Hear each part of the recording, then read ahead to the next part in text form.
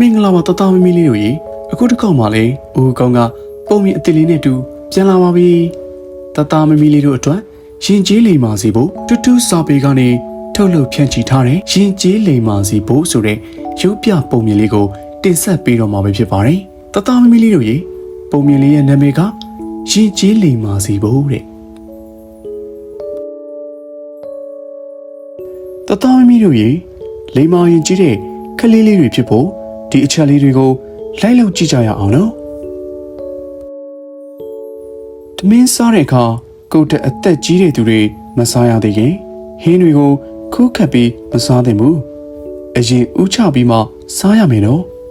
ဒီလိုပြုလုပ်ခြင်းဟာရင်ကြီးတဲ့အပြုမှုဖြစ်ပြီးလူကြီးသူမတွေအပေါ်အယူအသေးထားလေးစားခြင်းကိုပြသရာရောက်တဲ့ကွထမင်းဝိုင်းမှာထမင်းပင်နေတဲ့လက်နဲ့ဟင်းစွန်းတွေကိုမကန်ရဘူးနော်ထမင်းမပေးတဲ့တခြားလက်တစ်ဖက်ကိုဟင်းခတ်တဲ့အခါအသုံးပြုရမယ်ညစ်ပတ်နေတဲ့ဇွန်းကြီးကိုတသားမမီလေးတို့လည်းကန်ကျင်မှာမဟုတ်သလိုတခြားသူကလည်းဘေးကန်ကျင်မှမလဲနော်ဒါကြောင့်ဒီအချက်လေးကိုတတိပြုရမယ်နော်ဟင်းချိုဒါမှမဟုတ်ဘယ်လိုအည်မျိုးကိုပဲဖြစ်ဖြစ်တောက်တဲ့အခါမှာလဲတရှူးရှူးနဲ့မြည်အောင်မတောက်ရသလိုတပြက်ပြက်နဲ့အသံမြည်အောင်လဲမစားရဘူးနော်ထမင်းစားတဲ့အခါတပြက်ပြက်မြည်တန်နဲ့ဟင်းကြီးတောက်တဲ့အခါတရှူးရှူးမြည်တန်တွေဟာအတူတူစားနေတဲ့သူတွေအတွက်အနှောက်အယှက်ဖြစ်စေတာမို့အစာစားတဲ့အခါအတက်နိုင်ဆုံးမဆူညံပဲငြိမ်ငြိမ်သက်သက်စားရမယ်နော်ထမင်းစားတဲ့အခါစီကံတကြစားရမယ်ကွအစားကိုလည်းဖြည်းဖြည်းနဲ့မမှန်စားပြီးကြည်ညက်အောင်ဝါရမယ်နော်နှကမ်းမီးနားတွေမှာဟင်းအစီတွေထမင်းလုံးတွေပြည့်ကျန်းနေအောင်မစားရဘူးကွထမင်းဝိုင်းမှာထမင်းလုံးတွေပြန့်ကျင်းနေအောင်လည်းမစားရဘူးနော်ထမင်းစားနေရင်နဲ့အမြင်မသိတော့တဲ့ဒူးထောင်ပေါင်ကားအနီးထိုင်တွေကိုလည်းစင်ကြင်ရမယ်နော်ထမင်းပလုတ်ပလောင်ဖြစ်နေတဲ့အချိန်မှာစကားမပြောရဘူးနော်ခလေးတို့စကားပြောတဲ့အခါပါဇက်သေးကထမင်းတွေလွင့်စင်ကုန်ပြီးတခြားသူတွေပါညစ်ပတ်ပြီးရသွားနိုင်တယ်ကွတခြားသူတွေကိုကိုယ့်ပါဇက်သေးကအစားအစာတွေကိုမြင်ရင်လည်းမသိတော့ဘူးပေါ့ကြည့်ရတာအတော်ကိုဆိုးရွားစေလို့ဒီအပြုမှုကိုရှောင်ရှားရမယ်နော်လူကြီးသူမတွေရှိကဖျက်ရှောင်တော်မယ်ဆိုရင်ကိုညွတ်ခါကိုကိုင်းပြီးသွားရမယ်နော်ဒီလိုပြုလုပ်ခြင်းဟာလူကြီးသူမတွေကိုအယူတည်ပေးခြင်းလေးစားခြင်းဆိုတဲ့သဘောကိုစောင့်ပါရကွယ်လူကြီးတွေရှိမှဝုန်းတိုင်းတိုင်းပြေးလွှားပြီးမစောရဘူးခြေတံပြင်းပြင်းကြီးလည်းမနှင်းရဘူးနော်လူကြီးတွေကအသက်ကြီးပြီဆိုတော့အလွယ်တကူထိတ်လိုက်နိုင်တယ်သားတို့သမီးတို့ရဲ့ပြေးပြေးလွှားလွှားဆူဆူညံ့ညံ့အတန်တွေကြောင့်လူကြီးတွေထိတ်လန့်သွားရင်မကောင်းဘူးလေပြီးတော့ပြေးလွှားကစားရင်လူကြီးတွေကိုထိခိုက်မိသွားရင်လည်းအနာတရတွေဖြစ်နိုင်တာမို့လူကြီးတွေရှိနေတဲ့အချိန်ဆိုရင်အေးအေးဆေးဆေးကစားတာအကောင်းဆုံးပဲပေါ့ကွယ်လူကြီးသူမတွေကကလေးတို့ကိုတစုံတစ်ခုပေးတဲ့အခါဒါမှမဟုတ်ကလေးတို့ကလူကြီးတွေကိုတစုံတစ်ခုပြန်ပေးတဲ့အခါမှာလက်ကလေးနှစ်ပတ်နဲ့ရိုးရိုးတည်တည်လေးယူရပေးရမယ်နော်လက်နှစ်ပတ်နဲ့ယူတာပေးတာဟာယူတည်မှုနဲ့ရှင်ကျေးမှုကိုပြရရောက်ပါတယ်သားတို့သမီးတို့ရေဒါလေးကိုလည်းမှတ်ထားကြနော်တယောက်ယောက်ကကိုတစ်ခုခုကောင်းတာလုပ်ပေးတာကျေးဇူးတင်ပါတယ်လို့ပြောရမယ်နော်ပြီးရင်စကားပြောတဲ့အခါမှာလည်းအတန်ကိုအကျယ်ကြီးအော်ဟစ်ပြီးပြောတာမျိုးရိုင်းရိုင်းဆိုင်ဆိုင်ပြောတာမျိုးမလုပ်ရဘူးနော်ခလေးတို့ရေစကားကိုချူချူတာတာပြောတဲ့အခါကြားတဲ့သူရောပြောတဲ့သူရောစိတ်ချမ်းသာစေတာမို့ဘယ်အချိန်ဖြစ်ဖြစ်စကားကိုချူချူတာတာလေးပြောရမယ်နော်ကျေးဇူးတင်ပါတယ်ရှင်လူကြီးသူမတွေကခလေးတို့ကိုခေါ်ရင်လဲမိန်းကလေးဆိုရင်ရှင်ယောက်ျားလေးဆိုဗျာလို့ထူရမယ်နော်ဘာတော့ဘာလဲဒီလိုမျိုးရိုင်းရိုင်းဆိုင်ဆိုင်မထူရဘူးနော်လူကြီးမိဘတွေကမေးမြန်းတဲ့အခါအင်းလို့မဖြေပဲဟုတ်ကဲ့လို့ဖြေဖို့လဲမမိနဲ့နော်ဒါမှသာခလေးတို့လည်းရင်ကျေးလိမ်မာတဲ့ခလေးလေးတွေဆိုပြီးအားလုံးကချစ်ကြမှာပေါ့ဒါဆိုဦးကောင်းကစမ်းခေါ်ကြည့်မယ်နော်ကလေးတို့ရေဗျာရှင် ခြားလူတစ်ယောက်နဲ့စကားပြောနေတဲ့အချိန်မှာဆိုလဲစကားမဆုံးသေးပဲ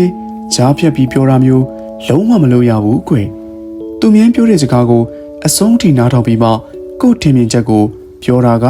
ရင်ကျေးတဲ့အပြုမှုတစ်ပတ်လူကိုလေးစားတဲ့အပြုမှုဖြစ်တယ်ကွဟိုလေဟိုမှာကြက်တကောင်အဲ့ဒီလိုပဲလူကြီးသူမတွေနဲ့စကားပြောဆိုရင်ခလေးတို့ကမိမိကိုနန်းစားသုံးတဲ့အခါယောက်ျားလေးတွေကကျွန်တော်လို့နန်းစားသုံးပြီးမိန်းကလေးတွေကတော့ကျမလို့နန်းစားသုံးရမယ်ကွဒါမှမဟုတ်ရင်တော့ကို့နာမည်ကိုသုံးရင်လည်းရတာပေါ့ဒီလိုမှမဟုတ်ဘဲနဲ့ကျုပ်ငါစတဲ့နန်းစားတွေကိုသုံးလိုက်မယ်ဆိုရင်လူကြီးသူမတွေကဘယ်လိုလုပ်နားထောင်လို့ကောင်းပါလဲဒါတွေကိုလည်းမသုံးရဘူးတော့ကျွန်တော်ကျမလို့သာသုံးမယ်ဆိုရင်ပိုကောင်းပါလေကွယ်ဦးလေးကျွန်တော်ကိုရေခဲချောင်းတစ်ချောင်းပေးပါဘသူကမဆိုဘယ်သူကမဆိုတခုခုကိုညွန်ပြခိုင်းတဲ့အခါခြေထောက်နဲ့ညွန်ပြတာမျိုးလုံးဝမလုပ်ရဘူးကွလက်နဲ့ပဲညွန်ပြရမယ်နော်ခြေထောက်နဲ့ညွန်ပြတာဟာအရန်ကိုရိုင်းဆိုင်တဲ့အပြုမှုပေါ့ကွယ်တီတီချာချာလက်လေးနဲ့ညွန်ပြမှသာကောင်းမွန်ရင်ကြီးတဲ့အပြုမှုဖြစ်မှာပါနော်သမီးလက်နဲ့ပဲညွန်ပြရမယ်နော်ကလေးတို့ကိုနောက်ဆုံးလိုက်နာဖို့ပြောချင်တာကတော့လူကြီးသူမတွေရဲ့ကောင်းကိုစဆနောင်းနောင်းနဲ့ကိုင်းတာပုတ်တာတွေမလုပ်ရဘူးဆိုတာပါပဲလူကြီးတွေကောင်းကိုပုတ်တာကိုင်းတာဟာမသင့်တော်တဲ့အပြုမှုတစ်ခုဖြစ်တာမို့မဖြစ်မနေထိရကန်ရမယ်ဆိုရင်တော့ကြော့ပါနော်ခေါင်းကလေးကိုခဏထိပြရစေလို့ရင်ရင်ကြီးကြီးနဲ့ခွင့်တောင်းပြီးမှထိတွေ့ကန်တွေသင့်ပါတယ်နော်ဒီစကားလေးကိုလည်းတသားမမီလေးတို့မှတ်သားဖို့မမေ့နဲ့အောင်ကဲဦးကောင်းပြပြပေးသွားတဲ့ဒီအချက်လေးတွေကိုလိုက်နာမယ်ဆိုရင်တသားမမီလေးတို့ကတိတ်ကိုလိမ်မာရင်ကြီးတဲ့ကလေးလေးတွေဖြစ်သွားပြီနော်ဒါလို့ဆိုရင်ဦးကောင်းနဲ့လူကြီးမိဘတွေကတသားမမီလေးတို့ကိုအရင်ချစ်သွားပြီပေါ့ကွယ်ကဲတလက်စထဲမှာပဲတူတူစာပေကတာဝန်ရှိတဲ့အေဒီတာရဲ့စကားလေးကိုတသားမမီလေးတို့အတွက်လက်ဆောင်စကားလေးပါလိုက်ပြစီနော်အေဒီတာစကားမိဘတိုင်းကကိုယ့်ရဲ့ရင်သွေးရတနာလေးတွေကိုသူများတက်ပို့တော်စေခြင်းပို့တက်စေခြင်းပို့လိမ္မာစေခြင်းကြတာမိဘတိုင်းရဲ့စေတနာပါတသားမမီလေးတွေကိုပညာတတ်ကြီးဖြစ်စေဖို့လူတော်လူကောင်းတစ်ယောက်ဖြစ်စေဖို့ကြိုးစားသင်ယူခြင်းအခြေခံရည်ကြီးလိမ္မာစေတဲ့နည်းလမ်းတွေကိုတော့မိတော်တတ်ကြပါတယ်ပညာတွေတက်တိုင်းလဲလူလိမ္မာမဖြစ်လာနိုင်ပါဘူးစာကတော့တော်ပါတယ်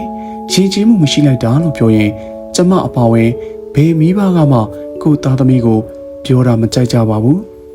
ကျမတို့မိဘတွေကကိုယ့်ရင်သေးလေးတွေကိုပညာတတ်လူလိမ္မာလူတော်လူကောင်းတစ်ယောက်ဖြစ်ဖို့ကိုငယ်စဉ်ကတည်းကသင်ကြားပေးကြရမှာပါရင်ကြီးတိမ်မွေးစေဖို့ဆိုတဲ့ပုံမြင်စာအုပ်လေးထဲမှာသားငယ်သမီးငယ်တို့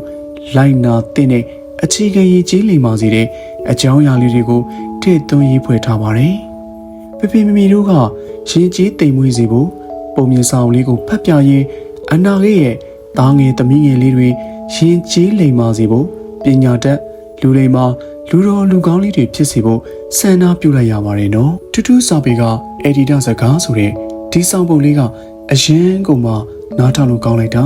ပြီးတော့သူ့ရဲ့အရေးသားလေးတွေကလည်းနူးညံ့တိမ်မွေးပြီးရင်ကြီးလိုက်တာကွယ်ဦးကောင်းတော့အရန်ကိုသဘောကျမိပါရဲ့ဒီစာအုပ်လေးကိုအခုလိုထုတ်ဝေပေးတဲ့ထူးထူးစာပေကိုလည်းဦးကောင်းကဒီနေရာနေပြီးကျေးဇူးတင်ပါတယ်လို့ပြောပြရစီနော်